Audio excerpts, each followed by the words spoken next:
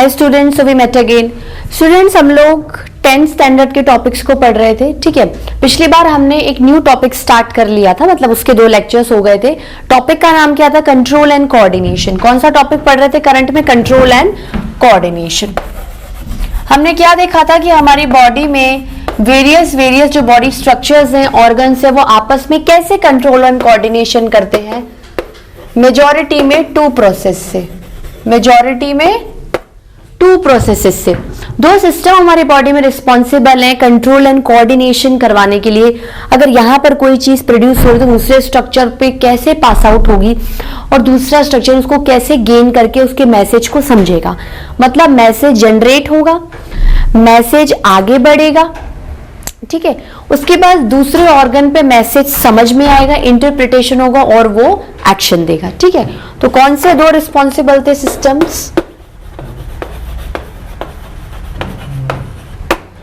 Endocrine system and nervous system. ठीक है, तो हम लोगों ने क्या स्टार्ट किया था? हम लोगों ने एंडोक्राइन सिस्टम स्टार्ट किया था।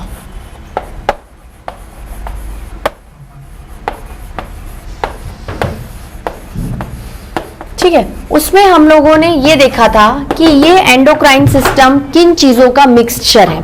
एंडोक्राइन सिस्टम किसका मिला हुआ रहता है? एंडोक्राइन सिस्टम एंडोक्राइन ऑर्गन्स का बना हुआ है। और एंडोक्राइन ऑर्गन्स में ये स्पेशलाइजेशन होती है कि वो अपने अंदर कुछ सिक्रीट कर सकते हैं। वो अपने अंदर क्या कर सकते हैं? कुछ सिक्रीट कर सकते हैं। तो मैंने क्या बोला कि endocrine glands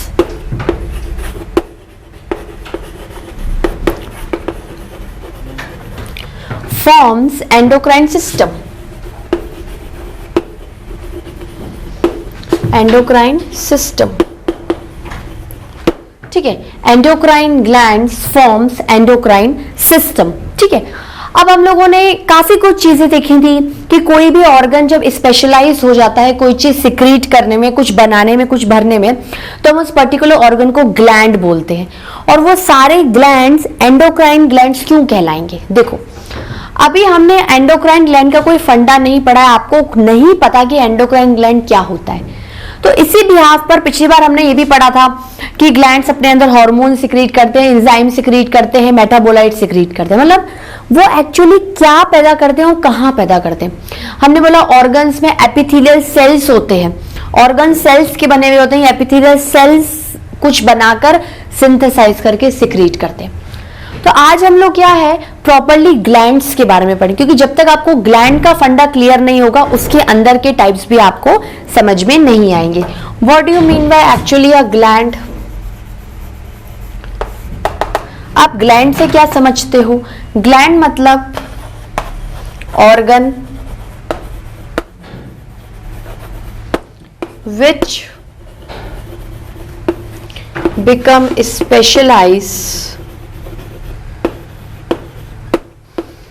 organ which become specialized to synthesize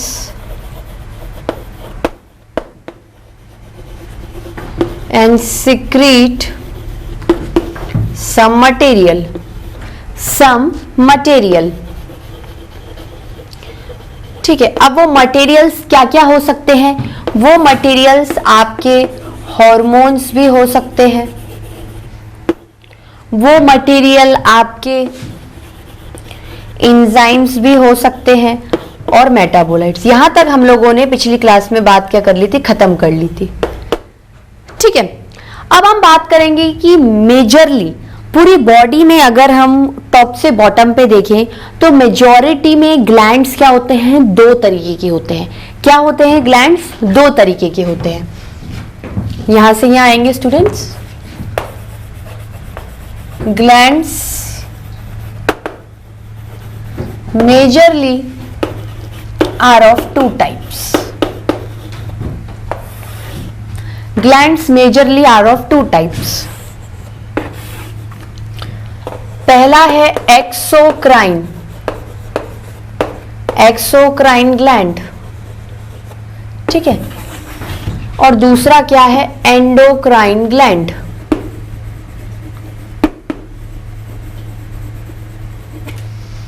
एक्सो का मतलब होता है बाहर, शायद कुछ बनाकर बाहर फेंक रहा है। और एंडोक्राइन का मतलब क्या होता है, अंदर बनाकर अंदर ही दे रहा है। ऐसे समझ सकते हो। एक्सो का मतलब क्या होता है, एक्सो का मतलब होता है आउटसाइड, ठीक है। और एंडो का मतलब क्या होता है, इनसाइड। मतलब एक्सोक्राइन ग्लैंड ऐसा कोई ग्लैंड होगा जो अपने अंदर कुछ बनाएगा, सिंथेसाइज करेगा, भर के रखेगा, सिक्रीट करेगा और बाहर दे देगा। मतलब शायद इन एक्सोक्राइन ग्लैंड्स की बॉडी में लोकेशन बहुत ज्यादा डीप इनसाइड होगी, इसलिए ये बनाते हैं और बाहर दे देते हैं। अब मुझे एक बात बताओ कि कोई चीज अगर डीप लोकेटेड है और अगर अंदर बन रही है तो वो किस तरीके से अपने सामान को बाहर देगी? वो अपने अंदर कोई इंटरमीडिएटरी स्ट्रक्चर निकाल सकती है, जैसे मान लो ये ग्लैंड है, ये ग्लैंड है, इसने कुछ बनाया, ठीक है। अब इसको क्या है, बाहर देना है।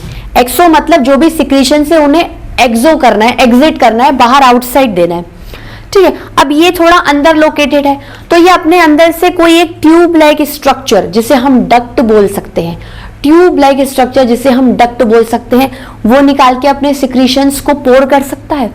आप एग्जाम्पल से लीजिए, ये तो थ्योरी वाली बात है, समझ में नहीं आएगी। Sweat glands, salivary glands, oil या फिर सेबेशियस ग्लैंड्स, ये सारे एग्जाम्पल आपको एक्सोक्राइन ग्लैंड्स में दिखेंगे। इन ग्लैंड्स को डक्टफुल ग्लैंड भी बोलते हैं। डक्टफुल मतलब इनमें डक्ट का प्रोविजन होता है, इनमें ट्यूब लाइक स्ट्रक्चर निकलती है जिनके थ्रू ये अपने अंदर जो सिक्रीशंस प्रोड्यूस करते हैं उनको उसके थ्रू बाहर दे देते हैं, इसलिए इनका नाम एक्सोक्राइन भी पड़ा। मतलब लिंक्ड है, बातों का लिंक्ड है, ठीक है। आपको स्किन पे पसीना आता है, ठीक है, यू फील ऐसे चिपचिपा महसूस होगा, गर्मियों में ज्यादा आता है। आपको अपने कान में ऐसा लगता है कुछ ऑयल ऑयल ऑयल सा है, आप साफ करते हो कान को, करना भी चाहिए, ठीक है। आपके मुंह में सलाइवा आता है, थूक आपको गीला गीला सा लगता है मुंह के अंदर, आप बोलोगे कि ये चीज, ये एक टाइप का सिक्रीशन है, फ्लूइड सिक्रीशन, गीला पानी की तरह सिक्रीशन। ये कहां से आ रहा है बॉडी में? कहीं ना कहीं बॉडी का कोई ऐसा ऑर्गन है, बॉडी का कोई ऐसा ग्लैंड है जो ये सिक्रीशंस बना रहा है, बना के बाहर दे रहा है। अब जैसे स्वेट है, पसीना आ रहा है, आपको दिख तो नहीं रहा है कि भाई ऐसा कोई स्पेशलाइज्ड ग्लैंड है जो पसीने को बना रहा है। तो स्वेट ग्लैंड्स क्या होते हैं, बॉडी के डीप सिचुएटेड होते हैं, अंदर सिचुएटेड होते हैं, और जो भी स्वेट वो बनाते हैं वो ट्यूब की फॉर्म में क्या करते हैं, स्किन के आउटर सरफेस पे आपको भेज देते हैं। उसी तरीके से ईयर में आपके ऑयल और सेबेशियस ग्लैंड ईयर के काफी अंदर हैं, वो जो भी लिक्विड या ऑयली सिक्रीशन बना रहे हैं वो ट्यूब के थ्रू आपके कान को दे रहे हैं, एंड यू फील लुब्रिकेटिंग, ठीक है। मुंह के अंदर सलाइवा आ रहा है, आपके पास जैसे नाम है सलाइवरी ग्लैंड्स के, वो इतना डीप में, जैसे पैरोटिड है जो कान के पास होगा, सब मैक्सिलरी, जैसे कान के पास कोई ग्लैंड है वो सलाइवा बना रहा है, ठीक है। तो अब ये थोड़ी कि वो यूं बाहर निकाल के आपको मुंह में डाल देगा saliva, that is not possible, even it is not practically possible, ठीक है। तो यहां पर सलाइवा बन रहा है ग्लैंड जो अंदर सिचुएटेड है, बॉडी के डीप, थोड़ा स्ट्रक्चर्स क्या है, डीप है। वो क्या करते हैं, ट्यूब निकलते हैं और सलाइवा क्या है, ट्यूब से निकल के आपके मुंह में आ जाता है। तो डक्ट है, there is a provision of duct, there is a tube like structure जो कि इन एक्सोक्राइन ग्लैंड से जुड़े हुए रहते हैं। जो भी ग्लैंड जिस भी तरीके का सिक्रेशन बनाता है डक्ट के थ्रू बाहर पहुंचा देता है, ठीक है। तो क्या लिखूंगी मैं, they are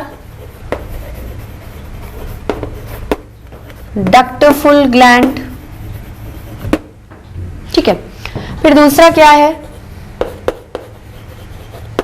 they are situated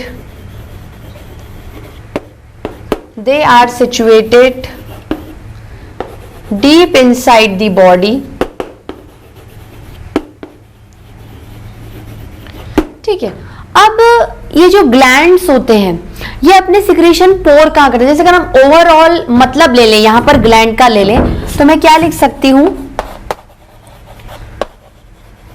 they pour secretions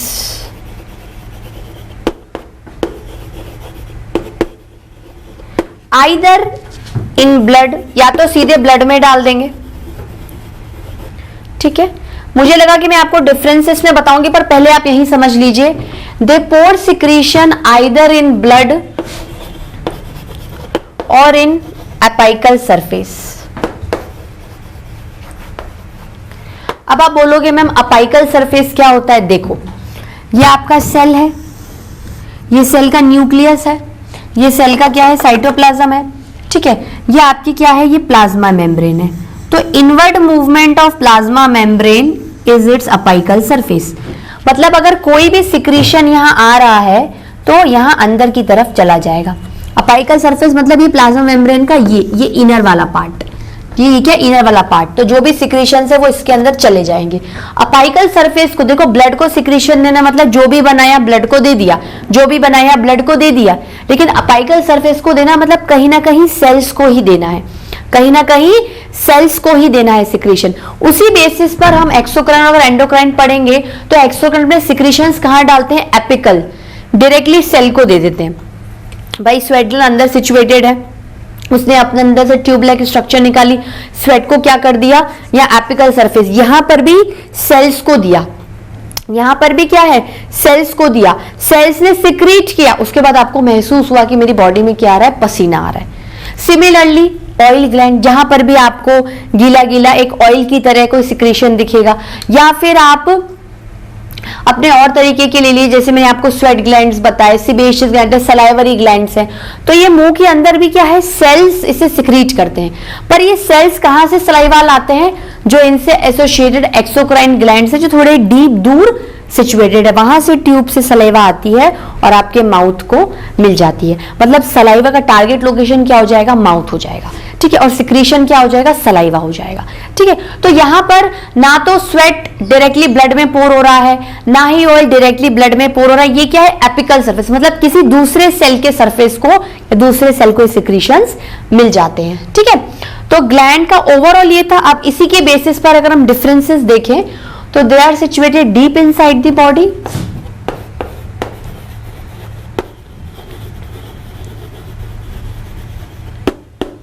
pore secretions in apical surface, in apical surface। आप चाहो तो इसमें लिख सकते हो inward movement of plasma membrane, movement of plasma membrane।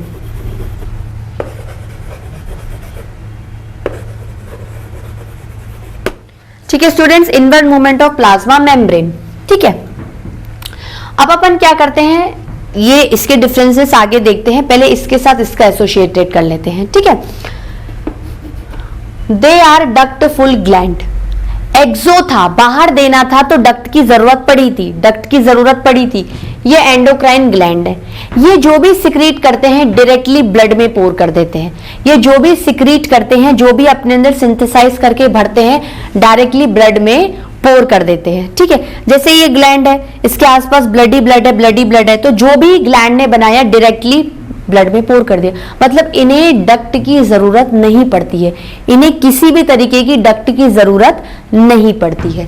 तो क्योंकि इनको सिक्रीशन क्या है? दूर जाकर नहीं फेंकने, तो किसी इंटरमीडिएटरी ट्यूब लाइक स्ट्रक्चर की जरूरत नहीं पड़ती है।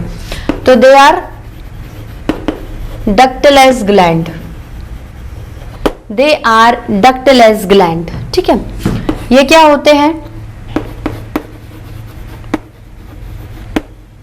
They are situated according to their location. Body के मतलब डीप का मतलब ये नहीं है कि बिल्कुल ही अंदर जाकर है, पर जैसे अगर आप किसी भी ग्लैंड, मान लो आप स्टमक को एंडोक्राइन ग्लैंड मान रहे हो, तो स्टमक ऑब्वियसली सुपरफिशियली नहीं प्रेजेंट है, स्टमक अपने लोकेशन के अकॉर्डिंग प्रेजेंट है। तो इसमें हम कोई इनसाइट का कॉन्सेप्ट नहीं लगाएंगे, इसमें हम सिर्फ कहेंगे they are situated according to their location, according to their location, ठीक है। एंडोक्राइन ग्लैंड क्या है? बॉडी में ओवरऑल हर जगह प्रेजेंट है। हेड टू टो, आपको टो तो नहीं कह सकते, पैरों में तो कोई ग्लैंड से रिलेटेड बात नहीं है। From head till your pelvic cavity, मतलब कमर से नीचे तक, ये थाई वाले एरिया तक भी सारे में आपके एंडोक्राइन ग्लैंड्स सिचुएटेड है, जो कि जो भी चीज बनाते हैं डायरेक्टली ब्लड में पोर कर देते हैं। उन्हें किसी भी ट्यूब लाइक स्ट्रक्चर की जरूरत, डक्ट की जरूरत नहीं पड़ती है, ठीक है। उसमें क्या होता है? they pour secretions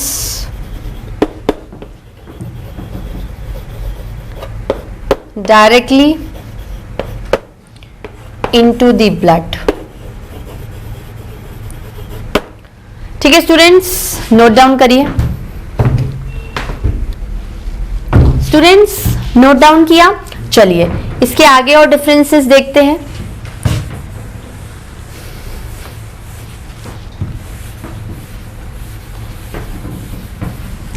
अब मुझे एक बात बताओ, इन दोनों ग्लैंड्स में सिक्रीशन कैसे होगा? भाई ये ग्लैंड्स हैं तो ऑर्गन्स ही, सेल से बने हुए हैं, तो कहने का ये मतलब है कि इनके दोनों ग्लैंड्स के अंदर एपिथेलियल सेल्स होंगे जो कि सिंथेसाइज और सिक्रीशन का काम करेंगे। इसको लिखने की जरूरत नहीं है।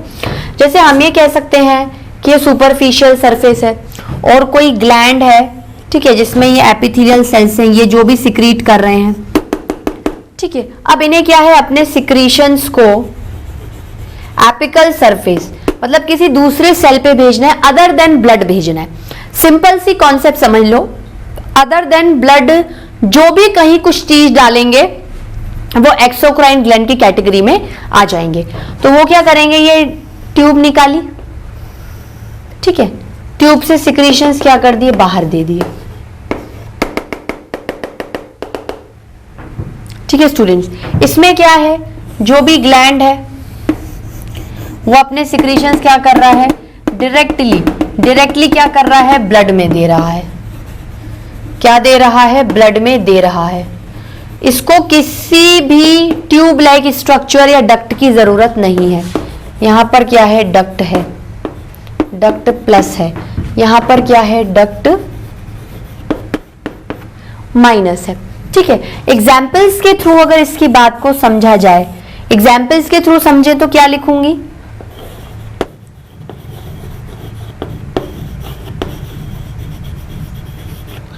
Sweat gland,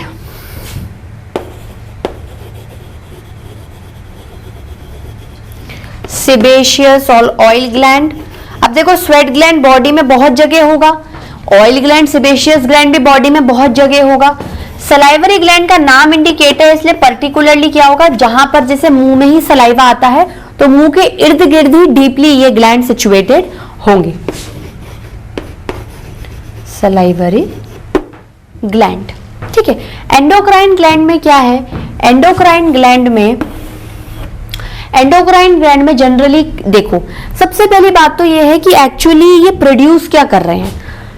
exocrine gland generally क्या है, बहुत तरीके की चीजें प्रोड्यूस कर रहे हैं। जैसे वो लोग कुछ स्वेट की तरह मटेरियल भी प्रोड्यूस कर रहे हैं, ऑयल की तरह मटेरियल भी प्रोड्यूस कर रहे हैं, सलाइवा की तरह मटेरियल भी प्रोड्यूस कर रहे हैं। इस तरीके से मल्टीपल बहुत सारे मटेरियल से प्रोड्यूस कर रहे हैं। लेकिन एंडोक्राइन ग्लैंड की क्या खूबी है कि उनके सिक्रीशंस को पर्टिकुलरली हार्मोन्स ही कहा जाता है। ठीक है, उनके सिक्रीशंस को पर्टिकुलरली क्या कहा जाता है, हार्मोन्स ही कहा जाता है। Secretions of endocrine gland called as hormones, called as hormones। Hormones का क्या सिग्निफिकेंस है हमारी बॉडी में, क्यों मैं चाहूंगी कि एंडोक्राइन ग्लैंड हॉर्मोन्स बनाकर ब्लड में डाल दे। और देखो अगर ब्लड में है तो ब्लड एक कनेक्टिव टिश्यू ट्रांसपोर्टिंग मीडियम है, वो इन हॉर्मोन्स को डिफरेंट सेल्स में ले जाएगा। मतलब जिस हार्मोन का जो भी टारगेट लोकेशन है, मतलब एक तरीके से एंडोक्राइन ग्लैंड ने एक मैसेज बनाया, केमिकल मैसेंजर हार्मोन्स, उसने क्या कर दिया, उसको जनरेट करके आगे बढ़ा दिया ब्लड में डालकर। अब ब्लड क्या करेगा, उसको टारगेट लोकेशन पे ले जाएगा। जो दूसरे ऑर्गन्स होंगे जिन्हें जिस भी पर्टिकुलर हार्मोन की जरूरत होगी या उस मैसेज को गेन करना होगा, वो उन हार्मोन्स को रिसीव करेंगे, ठीक है, रिसिप्ट करेंगे, ठीक है, उसे इंटरप्रेट करेंगे, उसे समझेंगे कि हार्मोन्स एज अ केमिकली क्या बोलना चाहते हैं, उन हार्मोन्स को एक्सेप्ट करेंगे, इंटरप्रेट समझेंगे और अपना एक्शन दे देंगे। मतलब कहीं ना कहीं कोई एक पर्टिकुलर ऑर्गन जो हार्मोन प्रोड्यूस कर रहा है, ग्लैंड, जब वो वही हार्मोन दूसरों को देगा तो उसके साथ क्या हो रहा है, दो के बीच में control and coordination by endocrine system, because we are involving endocrine glands which are secreting hormones. बात क्लियर हुई? ठीक है, तो इसमें एग्जाम्पल कौन से आ रहे हैं, यहाँ नीचे लिख देती हूं। जैसे पिनियल ग्लैंड है। अब एंडोक्राइन ग्लैंड क्या है, बॉडी में हर जगह है, ब्रेन में भी है, आपके थ्रोट में भी है, ठीक है, चेस्ट एरिया में भी है, कमर के एरिया में भी है, आपके पेल्विस, आपके रिप्रोडक्टिव ऑर्गन्स भी एक तरीके से ग्लैंड्स की तरह बिहेव कर रहे हैं, ठीक है। तो जैसे पिनियल ग्लैंड हो गया, पिट्यूटरी ग्लैंड हो गया, पिनियल ग्लैंड हो गया, पिट्यूटरी ग्लैंड हो गया, ठीक है, ओवरीज हो गई। मतलब मैं आपको ओवरऑल एग्जाम्पल लिखा रही हूं कि ये ऑर्गन्स ग्लैंड्स होते हैं और पर्टिकुलरली ये एंडोक्राइन ग्लैंड की कैटेगरी में ही आते हैं, ठीक है स्टूडेंट्स, नोट डाउन कर लीजिए। लिखा स्टूडेंट्स आप लोगों ने, चलिए गुड। अब हम लोग क्या करेंगे, वैसे तो अब हमें क्या पढ़ना चाहिए, हमें डायरेक्टली अब बस ग्लैंड्स के बारे में स्टडी करना चाहिए, ठीक है। उसमें एक्स और एंडो के कंपैरिजन में हम एंडोक्राइन ग्लैंड्स को पढ़ेंगे, क्योंकि हमारे सिलेबस में एंडोक्राइन ज्यादा स्पेसिफिकली है, क्योंकि एंडोक्राइन में हमें क्या है, वेरियस हेड से लेके पेल्विस तक, ठीक है, ये देख रहे हैं कौन से एंडोक्राइन ग्लैंड्स बॉडी में होते हैं, उनकी लोकेशन कहाँ कहाँ होती है, और लोकेशन तो चलो पढ़ लिया, वो कौन से हार्मोन्स प्रोड्यूस करते हैं, और वो हार्मोन्स जब ब्लड में डलते हैं तो वो ब्लड उनको कहाँ कहाँ ले जाता है, और जहां जहां ले जाता है जो दूसरा ऑर्गन उन्हें इंटरप्रेट कर रहा है, जो दूसरा ऑर्गन कंट्रोल एंड कोऑर्डिनेशन में पार्टिसिपेट कर रहा है, वो उन हार्मोन्स को लेके करता क्या है, किस तरीके से उन हार्मोन्स को एज अ केमिकली वो समझता है, क्योंकि इन हार्मोन्स के अंदर केमिकल मैसेज है, because hormones are behaving as chemical messengers, ठीक है, उसे इंटरप्रेट करता है और फिर अपने हिसाब से अपना एक्शन देता है, ठीक है, मतलब उसका वहां पर कोई पर्टिकुलरली फंक्शन होगा। तो इन सबको पढ़ने से पहले हम सबसे पहले सॉरी स्टूडेंट, हार्मोन्स के बारे में स्टडी करेंगे।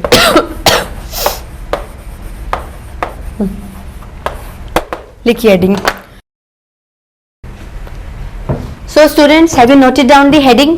देखिए चलिए, हम लोग क्या है, हार्मोन्स के बारे में स्टडी कर रहे थे। हार्मोन्स क्या होते हैं, सिंपली कहूं तो they are chemicals, they are chemicals. चलो ये बात तो इजी है, सबको समझ में आ रहा है क्या होते हैं केमिकल्स। इन्हें पर्टिकुलरली केमिकल मैसेंजर्स ही क्यों कहा जाता है? Why hormones are called as chemical messengers? शायद ये जो केमिकल्स हैं, ये जो हार्मोन्स हैं, जो कि ये केमिकल हैं, अपने अंदर कोई संदेश लेके बैठे हुए रहते हैं, एक मैसेज लेके बैठे हुए रहते हैं। इसका एक प्रैक्टिकल एग्जांपल देती हूँ। पोस्टमैन है, ठीक है, पोस्टमैन आपके घर लेटर लेकर आता है, उस लेटर में कोई ना कोई मैसेज छुपा हुआ रहता है। वो लेटर आपके लिए पर्सनली भी हो सकता है और प्रोफेशनली भी हो सकता है। कोई जॉब लेटर आया हो, भाई आपने कहीं अप्लाई किया है, तो वो अपने आंसर में आपको मैसेज भेजेंगे ना कि ओके वी, हमें आपका काम पसंद आया, प्लीज इंटरव्यू के लिए आइए, या जॉब की डेट ये ज्वाइन करिए, ठीक है। चलो अब की बात अलग है कि पहले लेटर होता था, आजकल टेक्नोलॉजी इतनी एडवांस हो गई है कि you just call the person, आप उसका नंबर डायल करिए, ठीक है, आपका जॉब एक्सेप्ट है, come in, this is your joining date. तो उसने क्या है, आपको मैसेज दिया। उसी तरीके से बॉडी के अगर एक कोने में कोई मैसेज जनरेट हो रहा है तो दूसरे कोने में कैसे पहुंचे, वो पर्टिकुलर ऑर्गन दूसरे ऑर्गन के साथ कैसे कोऑर्डिनेट और कंट्रोल करे, by producing the hormones which are produced by endocrine glands, which are produced by endocrine glands. Organs जो बनाते हैं, जो सिक्रीट करते हैं, उन्हें तो ग्लैंड्स कहा ही जाता है, लेकिन उन ग्लैंड्स में पर्टिकुलरली एंडोक्राइन ग्लैंड्स वो ग्लैंड्स होते हैं जो कि अपने अंदर जो सिक्रीट करते हैं directly without any use of tube, वो ब्लड में डाल देते हैं। ब्लड का काम है वो उन्हें टारगेट लोकेशन पे ले जाएगा और मैसेज दे देगा, ठीक है, बात क्लियर हुई। तो उसी बिहाफ पर they are also called as, they are also called as chemical messengers, chemical messengers, ठीक है। और क्या क्या एक्चुअली हम हार्मोन्स के क्या है कैरेक्टरिस्टिक ही पढ़ रहे हैं, आप चाहें तो एक्सप्लिसिटली लिख सकते हैं। ठीक है, एक आइडिया ले रहे हैं एक्चुअली हॉर्मोन्स होते क्या हैं। ठीक है, अब मुझे एक बात बताओ, पोस्टमैन के पास बहुत सारे लेटर्स होते हैं, पोस्टमैन को कैसे पता है कि आपका लेटर आपको ही देना है? मान लो आपका 2 घर छोड़ के फ्रेंड रहता है, उसका भी लेटर सेम टाइम पे आया है। ठीक है, तो पोस्टमैन को कैसे पता चलेगा कि आपका लेटर आप तक ही पहुंचना चाहिए और फ्रेंड का लेटर फ्रेंड तक ही पहुंचना चाहिए? कोई एड्रेस होगा। ठीक है, पोस्टमैन मान लो उसने गड़बड़ कर दी, फ्रेंड का लेटर आपके पास आ गया और आपका लेटर फ्रेंड के पास आ गया। आप फट से पोस्टमैन को बोल दो कि नहीं ये गलत एड्रेस है, ये मेरा एड्रेस नहीं है, जिस एड्रेस पे आप लेटर डिलीवर करने आए वो मेरा एड्रेस नहीं है, तो मेरे को कैसे मिलेगा, मैं कैसे इंटरप्रेट करूंगी? उसी तरीके से हॉर्मोन्स की जो टारगेट लोकेशन है जहां पर उन्हें जाना है वो फिक्स होती है। जैसे हॉर्मोन्स रिलीज हुए, ठीक है, किसी एंडोक्राइन ग्लैंड में से हार्मोन सिंथेसाइज सिक्रीट होकर उन्होंने रिलीज कर दिया ब्लड में। ब्लड क्या है? पोस्टमैन है। ब्लड क्या है? पोस्टमैन है। अब वो ब्लड क्या करेगा? देखिएगा कि भाई ये हार्मोन इस लोकेशन पर है, इसको यही पहुंचाना है, ये हार्मोन इस टारगेट लोकेशन पर है। टारगेट लोकेशन मतलब इटसेल्फ वो ऑर्गन ही होगा या कोई ग्लैंड भी हो सकता है, ठीक है, वहां पहुंचाना है। मतलब hormones act on a specific target location, ठीक है।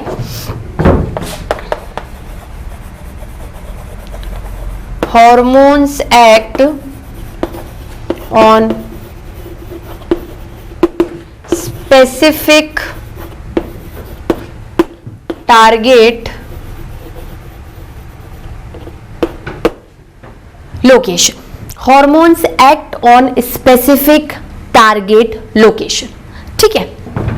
और अब मुझे एक बात बताओ, जैसे पोस्टमैन आपके पास गलत चिट्ठी ले आया, गलत लेटर ले आया, तो आप उसे रिसीव नहीं करते हो, आप उसे रिसिप्ट नहीं करते हो, आप उसके सही रिसिप्टर नहीं हो क्योंकि गलत एड्रेस का लेटर आया ना, आप बोलोगे नहीं वो 2 घर छोड़ के फ्रेंड रहता है, उसको पहुंचाओ। मतलब जिस टारगेट लोकेशन पे हॉर्मोन्स जाएंगे, मान लो सही हॉर्मोन सही टारगेट लोकेशन पे गया, तो मान लो कि पोस्टमैन ने सही लेटर आपको पहुंचाया, आपके घर में कोई था ही नहीं, अब कैसे रिसीव करोगे लेटर? दैट मीन्स पर पहुंचाया तो सही जगह ना, दैट मीन्स कि जो हॉर्मोन्स होते हैं जब वो अपने टारगेट लोग, मान लो सही हॉर्मोन सही टारगेट लोकेशन पे चला गया, तो टारगेट लोकेशन पे ऐसे कोई रिसेप्टर्स भी होने चाहिए जो उन हॉर्मोन्स की केमिकल नेचर को समझे कि भाई नहीं तू मेरा ही है, तू सही जगह पर आया है, मैं ही तेरे को रिसीव करूंगा और आगे फंक्शन करूंगा। That means the target location should contain some specific receptors for that incoming specific hormones, ठीक है। ऐसा नहीं है हार्मोन ब्लड में चला गया, लोकेशन पे पहुंच गया और आप मूडी हो, आपने बोल दिया नहीं मेरे से तो कोई मतलब नहीं है लेटर का, आप तो किसी दूसरे को दे दो। अगर आपकी एड्रेस पे लेटर आया है तो you should have to take this letter. क्यों? क्योंकि आप ही उसके सही रिसिप्टर हो, लेटर आपके लिए आया है, आपकी जॉब के लिए आया, तो आप ही उसे इंटरप्रेट करके उसके बाद हाँ या ना बोलना आपके हाथ में कि आई एम नॉट, मैं इंटरेस्टेड नहीं हूं, या मुझे कोई दूसरी अच्छी जॉब मिल गई तो मैं आपकी जॉब नहीं करना चाहता हूं या करना चाहती हूं, लेकिन आपको सही चीज उस टाइम पे रिसीव करनी ही पड़ेगी। तो क्या बोलूंगी मैं? Target organs should have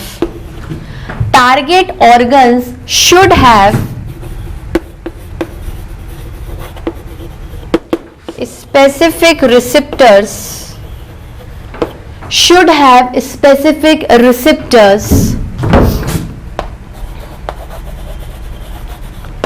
which accept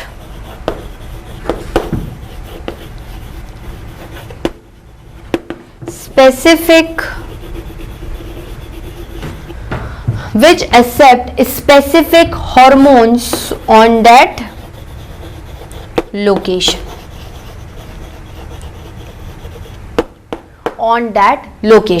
क्या होते हैं? केमिकल्स होते हैं, केमिकल मैसेंजर्स होते हैं, स्पेसिफिक टारगेट लोकेशन पे एक्ट करते हैं, ठीक है। और target organ should have specific receptors which accept specific hormone on that location, ठीक है। दैट मीन्स ये कोई ग्लैंड है, इसने हॉर्मोन्स बनाए, ठीक है, इसने छोड़ दिए, ठीक है, ब्लड स्ट्रीम में ये हॉर्मोन्स चले गए, ठीक है, अब इन हार्मोन्स को रिसीव करने के लिए कि कौन सा हार्मोन कौन से लोकेशन पे गिरेगा, ग्लैंड सुनिए, मान लो ये है एक रिसेप्टर, इसमें ये हार्मोन जाके अटैच हो गया, यहां पर ये रिसेप्टर है, मतलब इस हार्मोन के लिए ये था और इस हार्मोन के लिए ये स्पेसिफिक रिसेप्टर दोनों पर्टिकुलर ग्लैंड्स पे क्या है, प्रेजेंट है। बात क्लियर हुई? ठीक है। और क्या क्या देख सकते हो आप लोग, हार्मोन्स कौन बनाता है, hormones are itself synthesized by glands. ठीक है, लास्ट पॉइंट,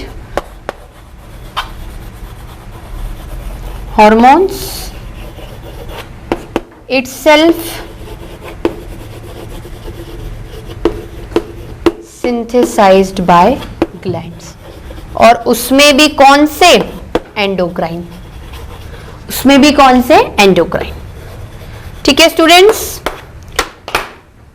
सो आज के लेक्चर में इतना ही। आज के लेक्चर में हम लोगों ने ग्लैंड्स पढ़े, टाइप्स ऑफ ग्लैंड्स पढ़े, ग्लैंड्स क्या बनाते हैं, मेजॉरिटी में एंडोक्राइन ग्लैंड से मतलब है हार्मोन्स बनाते हैं, हार्मोन्स के बारे में स्टडी किया। नेक्स्ट लेक्चर में हम लोग वेरियस ग्लैंड्स के बारे में स्टडी करेंगे, उसमें भी मेजरली हम एंडोक्राइन ग्लैंड्स के बारे में स्टडी करेंगे।